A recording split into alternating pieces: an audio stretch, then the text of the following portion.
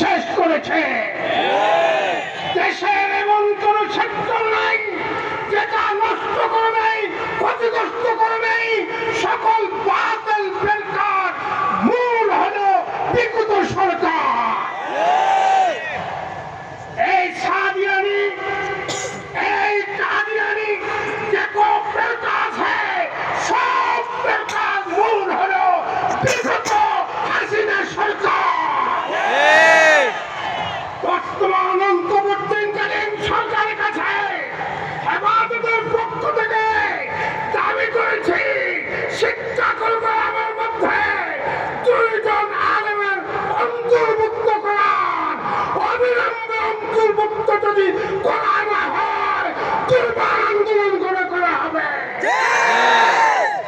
এই দেশ মুসলমানদের দেশ, এই দেশ শাহজালাল, শাহপরান, হাবিবজির বাংলাদেশ, এই দেশ হেফাজত ইসলামের বাংলাদেশ, এই দেশ কওমি ওলামাদের বাংলাদেশ।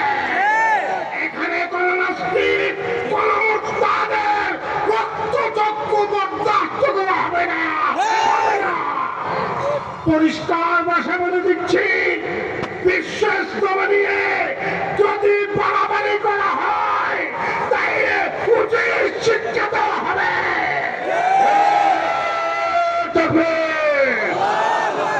ইসলামের শত্রুরা হুঁশিয়ার সাবধান। বন্ধুগণ, কিছু দুষ্কৃতিকারী অতীত সরকারের মদত পুষ্ট হয়ে বিশ্ব ইজতেমা নিয়ে বাড়াবাড়ি করছে। তাদেরকে হুঁশিয়ার করে বলে দিতে চাই, বাংলাদেশের সকল মসজিদ, মাদ্রাসা, ওলামায়ে কেরামের তত্ত্বাবধানে চলে। অতএব আমাদের দেশে তাবলীগও চলবে, ওলামায়ে কেরামের তত্ত্বাবধানে। গণতান্ত্রিক দেশে গণতন্ত্রের প্রতি শ্রদ্ধাশীল হয়ে অন্তর্বর্তীকালীন সরকারকে বলল সকল মসজিদ মাদ্রাসা আমাদের আন্ডারে, অতএব তাবলীগও আমাদের মাধ্যমে চলবে।